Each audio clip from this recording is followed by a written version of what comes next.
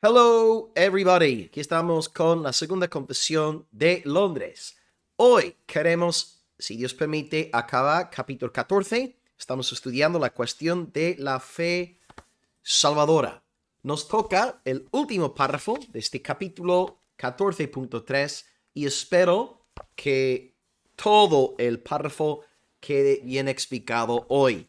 El título de esta última sesión del capítulo 14 es la fe falsa versus la fe genuina. La fe falsa versus la fe genuina. Y en esta sesión tenemos 3 puntos que están ahí en la pantalla. Número 1, la naturaleza de la fe. 2, la duración de la fe. Y 3, la seguridad de la fe. ¿De acuerdo? La naturaleza de la fe, la duración de la fe y la seguridad de la fe. Vamos a empezar con nuestra lectura de la confesión y he puesto las citas en la pantalla, así que si no tenéis el libro, ahí está todo bueno, ahí estáis viéndolo, ¿verdad? El párrafo 3. Ok, Confesión de Londres, capítulo 14, punto 3. Bienvenidos a Almería, la ciudad más feliz de España.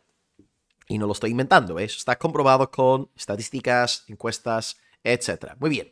Confesión de Londres 14.3 dice, este es el primer punto, líneas 1 al 5. Bueno, al menos en el ejemplar del libro, ¿no? Líneas 1 al 5 en nuestro libro de texto. Dice, esta fe, es decir, la fe verdadera, esta fe salvadora, aunque tenga diferentes grados y pueda ser débil o fuerte, aún así es, incluso en su menor grado, diferente en su clase o naturaleza, como lo es toda otra gracia salvífica, de la fe y la gracia común. ¿Ok? Es que una fe salvadora, una fe verdadera, y luego una fe, una gracia común, que es de aquellos que son creyentes solo por un tiempo.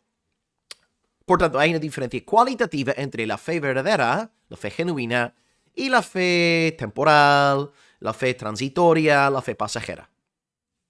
Ok. Hay tal cosa como una fe verdadera y una fe falsa. Hay una diferencia cualitativa entre los dos tipos de fe. La fe verdadera, si es fuerte, no es falsa. Y la fe verdadera, si es débil, tampoco es falsa. La fe genuina experimenta altibajos, ¿verdad? Pero una fe salvadora es nacida del Espíritu Santo. El cristiano no va al cielo por tener una fe fuerte, no, va al cielo por tener fe. Así que nuestra fe puede ser fuerte, puede ser débil. Lo importante es que sea una fe nacida del Espíritu de Dios. Cuando leemos la Biblia encontramos a gente, personas que en ciertos momentos tenían una fe más robusta, más fuerte, y tristemente en otros momentos, bueno, pasaron por baches, por valles, por luchas. Yo, por ejemplo, cuando pienso en una persona con mucha fe, creo que a muchos de nosotros nos viene a la mente el patriarca Abraham. Hablamos de él como el padre de la fe, un varón de fe, ¿verdad? Y la escritura encima testifica de él en Hebreos 11, que por medio de la fe abandonó su casa sin saber a dónde iba, ¿no? Por la fe habitó como extranjero en la tierra prometida. Por la fe creyó en la promesa de que había de recibir un hijo, una gran descendencia. Por la fe ofrendó Isaac en el altar. No obstante, Abraham sí es cierto, es un hombre de fe, de una fe bien fuerte, pero también vemos en las escrituras que mintió 2 veces acerca de Abraham, su esposa, y en la carne se acostó con la criada de su esposa. Su nombre era Agar. Bueno, la esposa de Abraham, Sara, la criada Agar. Por tanto, sí, Abraham era un hombre de fe, justificado por la fe, salvo por la fe. Amén. Pero él también pasó por altibajos, momentos de mucha fortaleza, momentos de debilidad y de pecado. Lo importante es tener fe nacida de Dios. Hay una diferencia irreconciliable entre Abraham, un hombre con verdadera fe, fe verdadera, y una persona como Judas Iscariote, un varón que tenía una fe transitoria, pasajera, temporal, una fe común, no una fe salvífica, no una fe nacido del Espíritu.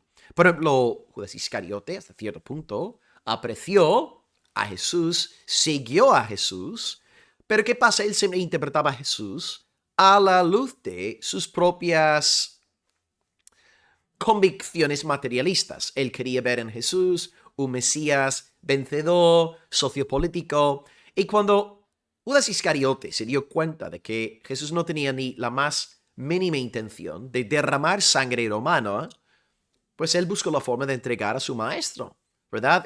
César Vidal explica este punto de forma muy contundente en su libro Jesús el Judío. Cito a César, y que vamos a estar ahora juntos en una conferencia en Galicia, principios de agosto, si el Señor quiere, una conferencia contra la teología liberal, que podéis buscar en las redes. César Vidal dice: poco a poco, la fe de Judas se había ido desmoronando, aunque no había abandonado el grupo de Jesús. Fuera como fuese, Judas había decidido obtener algún beneficio de una situación que, en términos generales, consideraba perdida. Judas llegó a la conclusión de que nada tenía ya que hacer ni que ganar al lado de Jesús y que lo mejor era obtener algún beneficio de aquella situación que le proporcionaran las autoridades del templo por entregárselo. Así que Judas, hasta cierto punto, experimentó una clase de fe transitoria, temporal, pero no era una fe verdadera, como aquella de Abraham, que llevó a Abraham a buscar lo celestial y no las cosas de este mundo, ¿no? Judas Iscariote siempre estaba casado con lo mundano, con lo terrenal, con lo material. Sus esperanzas estaban puestas en un reinado mesiánico sociopolítico, ¿verdad? Y Judas Iscariote no es el único ejemplo. En la iglesia llevamos más de 3 años exponiendo el Evangelio de Juan, como bien sabéis aquí en la iglesia, y a finales, capítulo 2, la palabra dice que muchas personas creyeron en Jesús al ver las señales que él hacía. Pero dice Juan 2:24 que Jesús, sin embargo, no se fiaba de ellos. No se fiaba de ellos, porque conocía a todos. Entonces ellos creyeron en Jesús, pero Jesús no creyó en ellos, porque no tenían una fe verdadera. Debemos entonces preguntarnos, ¿tenemos una fe nacida del Espíritu o simplemente una fe mundana, transitoria, pasajera, momentánea? ¿Qué tipo de fe tenemos en el corazón? Abraham, en sus peores días, estaba mejor que Judas Iscariote, ¿verdad? Siempre en una mejor condición que Judas Iscariote.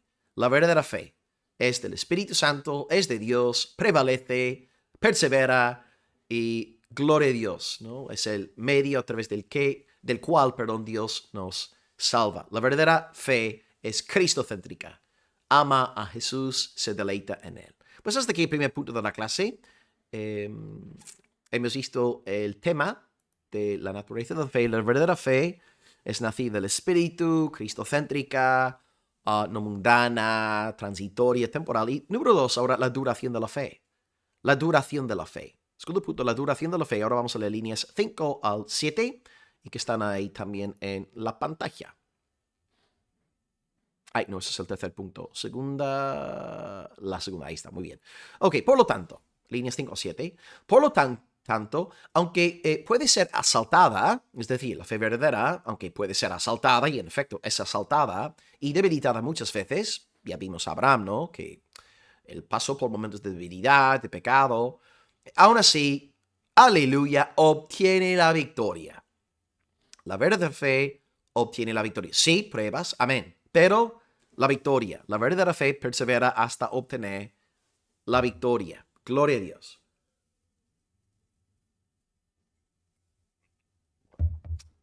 La fe salvadora pasa por muchas pruebas, pero persevera. Obtiene la victoria. El apóstol Pedro negó a nuestro Salvador 3 veces.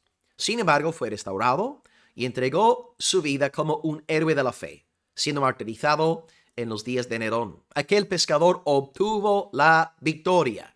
Una frase que hemos citado hace poco es 1 de Juan 5:4, que dice: todo lo que es nacido de Dios, no el 90%, todo lo que es nacido de Dios vence al mundo.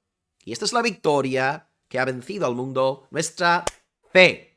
Amén, aleluya. Así que todo lo que es nacido de Dios vence. ¿Y qué es lo que nos iba a vencer? Nuestra fe. Así que Pedro persevera en la fe, obtiene la victoria. Judas Iscariote, que negó también al Señor, abandonó a Jesús, se fue para su propio lugar, está en el infierno.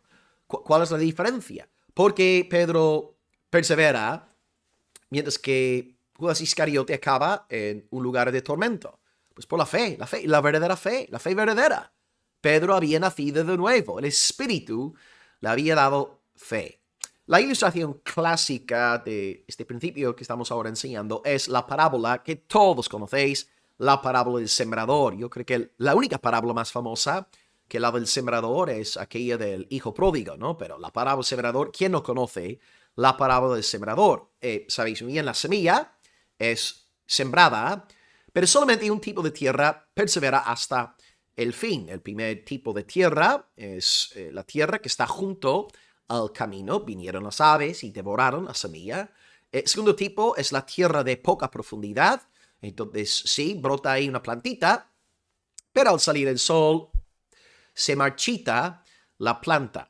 Y el tercer tipo de tierra es la tierra la tierra espinosa, con espinos, y asfixian, ahogan la semilla para que no dé su fruto. Pero el cuarto tipo de tierra es la buena tierra, la tierra que es fértil y produce a 30, 60, a 100 por uno, con Marcos 4 del 1 al 8. Y Jesús interpreta esta parábola diciéndonos en Marcos 4:20 que la buena tierra, según él representa a aquellos que oyen la palabra y la reciben y dan fruto. ¿Okay? En algunos hermanos, ¿verdad? Dios, según los talentos que da a cada uno, hay hermanos que producen 30, otros 60, otros 100. No somos rivales, no somos competidores. Si vemos a alguien en la iglesia más eficaz en la predicación, en la evangelización, en la oración que nosotros, no debemos ponernos celosos ni envidiosos, no. Dios da talentos, reparte talentos, nos toca a nosotros ser hallados fieles. La fe verdadera entonces es una tierra buena, una tierra fértil. Judas Iscariote no era buena tierra.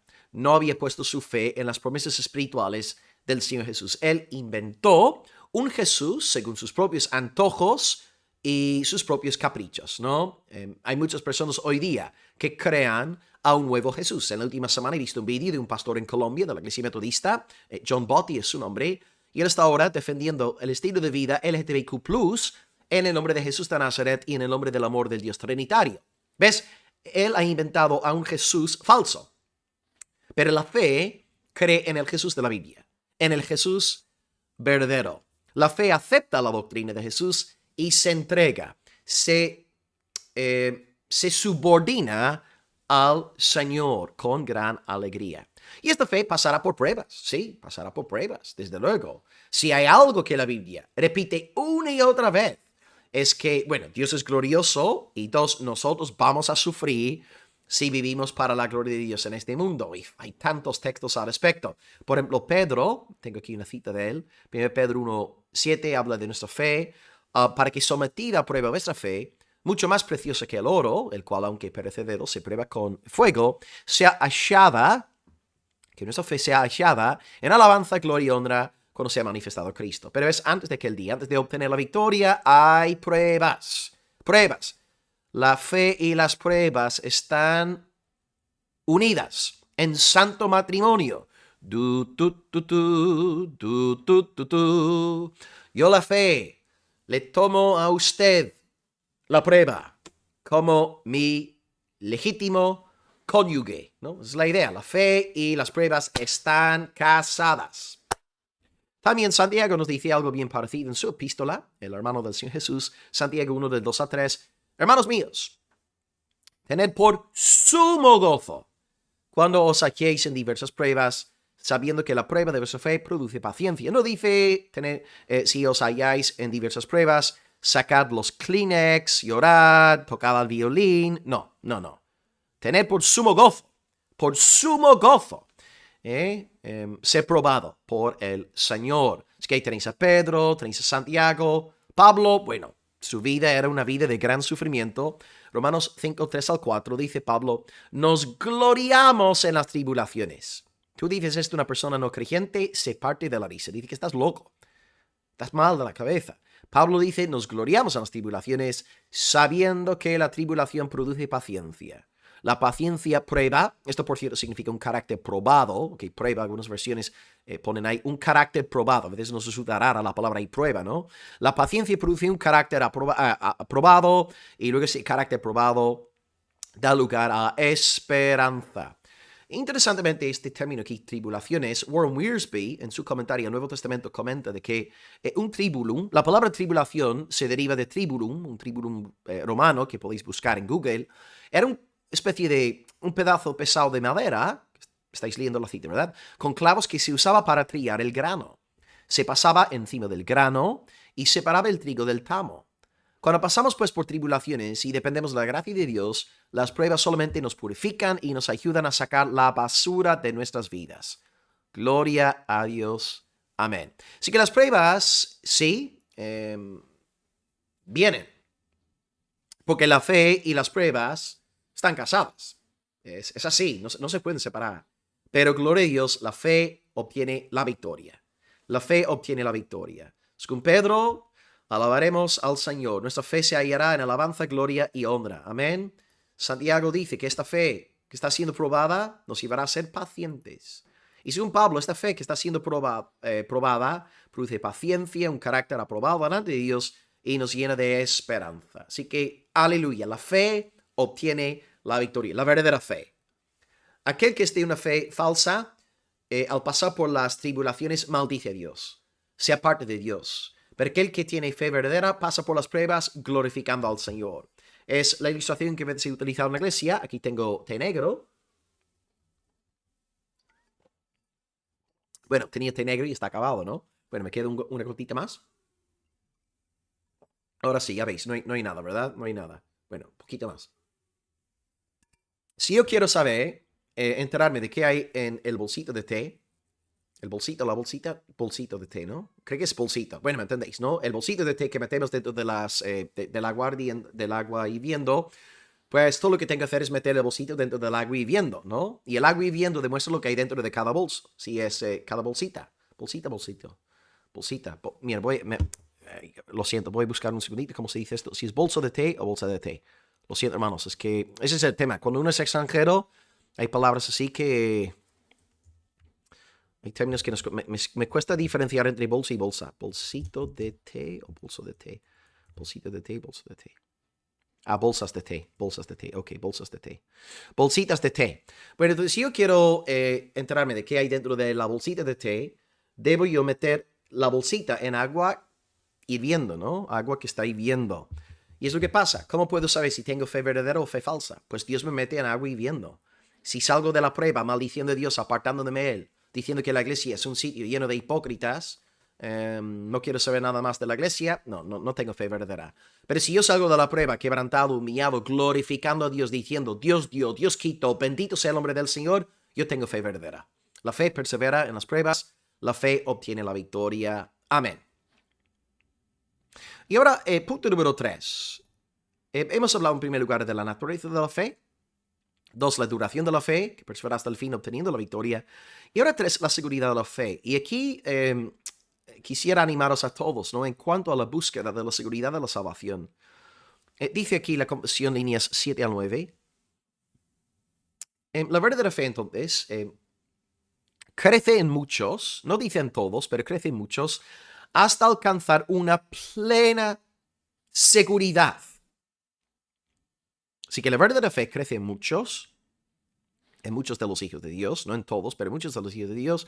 La fe crece hasta alcanzar una plena seguridad por medio de Cristo, quien es tanto el autor como el consumador de nuestra fe. Bueno, una cosa es la fe. Otra cosa es la seguridad de la salvación. Son dos cosas diferentes. La fe verdadera es nacida del Espíritu. La fe verdadera obtiene la victoria, persevera en la fe hasta el fin.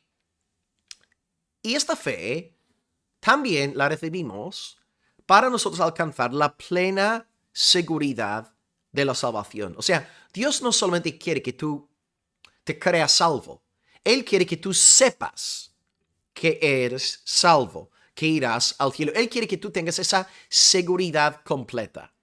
La confesión aquí con gran madurez pastoral y se nota que eran hombres que habían estado en la iglesia, ¿no? Dice que esta fe crece en muchos hasta alcanzar una plena seguridad, porque no todos los cristianos alcanzan la seguridad de la salvación. Sí, todos son salvos, pero no todos alcanzan la seguridad de la salvación. Y aquí hay que distinguir entre la fe verdadera, y la seguridad, la certeza que da la fe de nuestra salvación. La Iglesia Católica Romana condena la doctrina de la seguridad de la salvación, diciendo que es presunción, ¿verdad? Porque la Iglesia Católica Romana es una mezcla de fe y obras, gracia y mérito humano. También en el mundo evangélico, las iglesias arminianas, lamentablemente, y lo digo con tristeza, las iglesias arminianas, por su teología, ya que creen en la pérdida de la salvación, no pueden enseñar la doctrina de la seguridad de la salvación. Es que no pueden. De hecho, yo salí de la iglesia arminiana hace ya casi 8 años, precisamente por este cambio doctrinal en la confesión de fe. Si os fijáis aquí en el artículo 4 de la confesión de fe de FADE, FADE es la Federación de Asambleas de Dios de España, que es una de las denominaciones más grandes. Yo creo que Filadelfia es la única denominación más grande que FADE ahora en España. El cuarto artículo dice que el creyente tiene que permanecer fiel hasta la muerte, cuidando de su salvación, que es susceptible de perderse por causa de infidelidad o apostasía. Ahora, yo salí de las Asambleas de Dios por 3 razones doctrinales. Ahí tenéis, ¿no? Una de las 3 razones, que la salvación es susceptible de perderse. Entonces tú entiendes que las personas que están en una iglesia como una iglesia de Asambleas de Dios, una iglesia arminiana, no pueden disfrutar de la seguridad de la salvación. Y es lamentable, porque es una bendición. Dios quiere que estemos seguros, quiere que tengamos esta certeza. Pero tristemente la Iglesia Católica Romana, la teología arminiana atentan contra este principio. Así que, hermanos, una cosa es tener fe. Otra cosa es disfrutar de la seguridad de la salvación. Son 2 cuestiones bien diferentes. Y luego, también debo aquí resaltar que incluso en las iglesias reformadas, las iglesias calvinistas exponen la palabra de forma secuencial.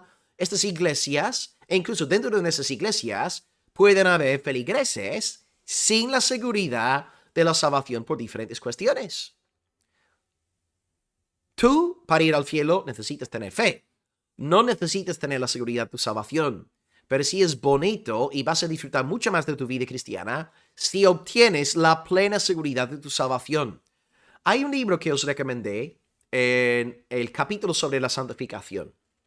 Y, de hecho, yo creo que está aquí conmigo. Está J. Ceril, se llama Santidad. Y él, a ver, un segundito, a ver si lo tengo aquí. Sí, ahí está. Este libro os lo recomendé en capítulo 13. Y en este libro, vosotros, si abrís la página 170, él dedica, después del capítulo 7 sobre la seguridad, él nos da un apéndice. Hay un apéndice aquí, que empieza en la página 170, y él comparte 30 citas de autores puritanos que nos ayudan a entender la diferencia entre la fe y la seguridad de la salvación. Es realmente, simplemente, estas 30 citas, vale la pena comprar el libro solamente por estas 30 citas. Pero bueno, los sermones son espectaculares, ¿verdad? Este libro lo leí hace muchos años en inglés y justo lo he leído por primera vez en español. Y voy a compartir con vosotros algunas de estas citas. Solamente he apuntado 5, pero vais a ver aquí en cada cita la diferencia entre la fe y luego la seguridad de la salvación. Que tú puedes tener fe y tú vas al cielo por tener fe en Cristo, pero es posible que no tengas la seguridad de la salvación. Y ahí Dios quiere, bueno, quiere que tú disfrutes de vivir en esta plenitud. Ok, cita número 1, puritano número 1, Richard Greenham.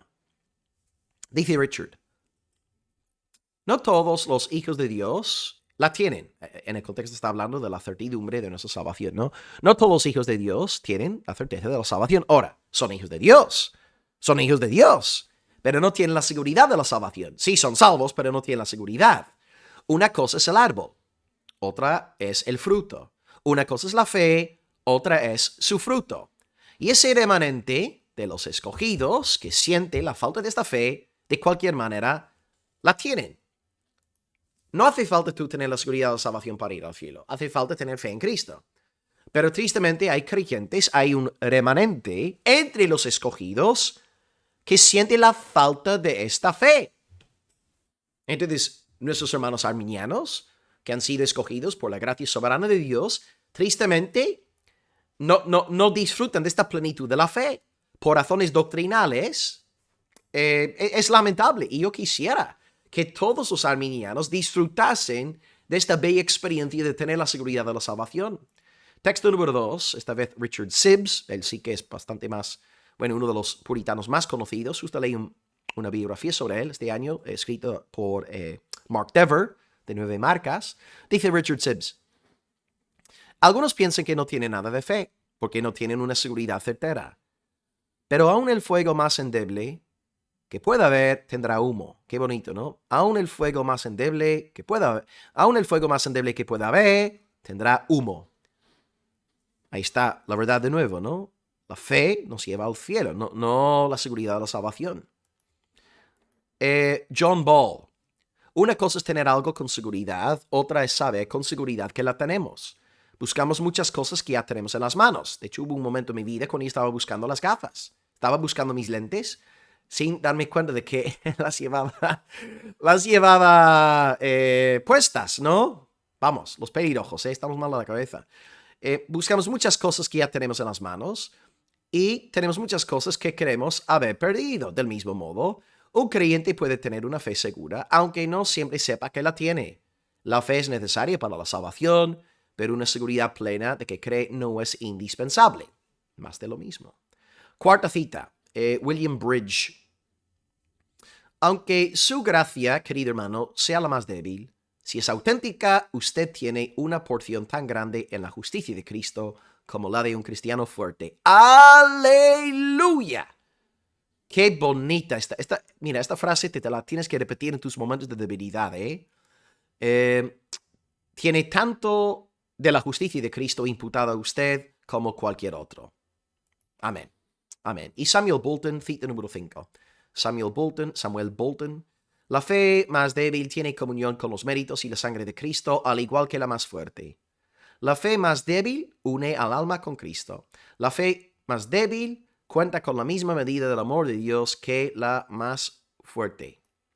Somos amados en Cristo y la medida más pequeña de fe nos hace miembros de Cristo. La menor fe tiene el mismo derecho a las promesas que la mayor y por lo tanto no se desanimen nuestras almas por la debilidad. Ten ánimo, hermano. No te vengas para abajo. Cultiva la seguridad de tu salvación. Así que, si quieres, este verano, tenemos ya un par de meses para leer, disfrutar de tiempo, incluso ir de vacaciones. Invertid dinero en este libro. Vais a disfrutarlo. Estudiad las citas de este apéndice, capítulo 7. Y lee el libro entero. Os va a hacer mucho bien. Así que, estupendo. Antes de acabar, pues hoy, yo quisiera simplemente a nivel entonces pastoral daros algunas directrices en cuanto a cómo cultivar, fomentar esta seguridad de salvación. ¿Cómo podemos hacer esto? Voy a responder con dos consejos. Y bueno, no son míos. Son consejos de un pastor que estaba a punto de morir, un varón que amaba al pueblo de Dios. Su nombre era Pedro. Y Pedro, en el primer párrafo de su segunda carta, se centra en la cuestión de la seguridad de la salvación. Sí que podéis buscar, si queréis, uno de Pedro, leer del versículo 1 hasta el versículo 11 del primer capítulo, y voy a resumir los 11 versículos en 2 respuestas. Respuesta número 1, ¿cómo puedo yo cultivar la seguridad de mi salvación?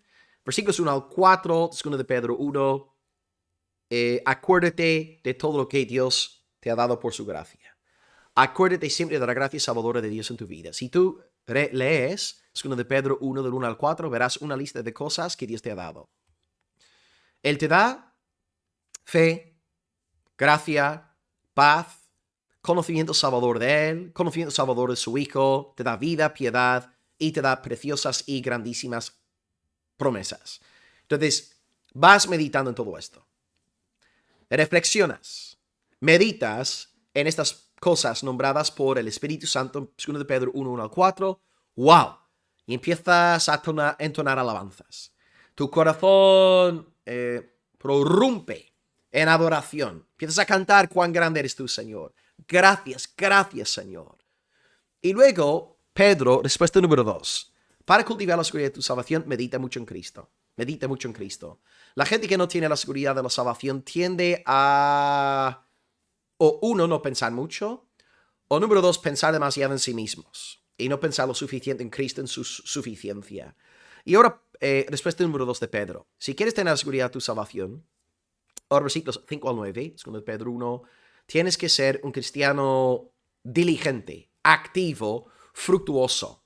La seguridad de la salvación no es para creyentes vagos. No es para los perezosos que están todo el día tumbados en el sofá, conectados a las redes, sin hacer nada.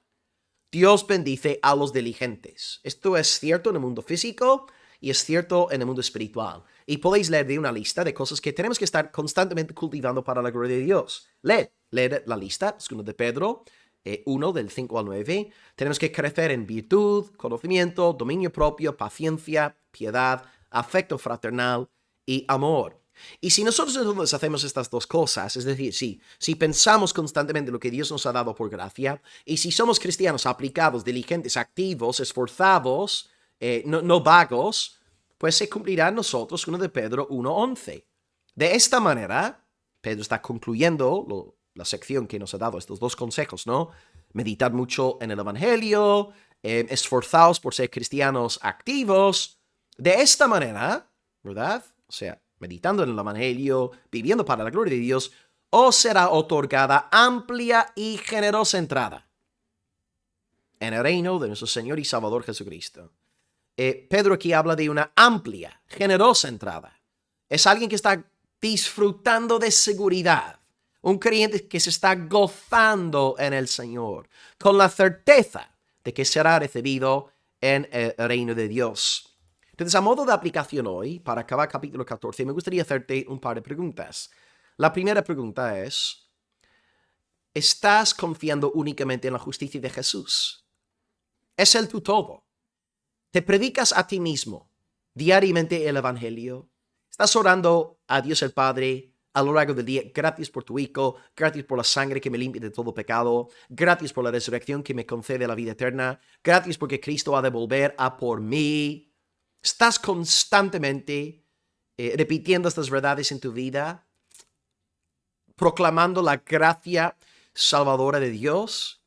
Si no estás predicándote a ti mismo, si no estás disciplinando tu alma con la palabra, pues es normal que andes triste, apagado, tibio.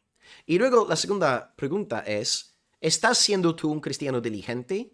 ¿Eres un cristiano activo, fogoso, diligente, esforzado, puntual, comprometido con tu iglesia local, amas a los hermanos? ¿Eres tú un cristiano realmente activo o estás apagado? ¿Eres un cristiano vago, perezoso? Vas al culto a lo mejor una vez a la semana, una vez cada 2 semanas, llegas tarde, te vas temprano, no hablas con nadie. ¿Cómo estás viviendo? ¿Estás cultivando las virtudes del Espíritu? ¿Estás andando en el amor de Dios? Dios no pondrá este brillo sobre tu rostro si no estás andando en obediencia a sus mandatos. Dios bendice a los diligentes. Fijaos solamente en 3 textos de Proverbios. 10:4, 12:24, 13:4. La mano de los diligentes enriquece. La mano de los diligentes señoreará. El alma de los diligentes será prosperada.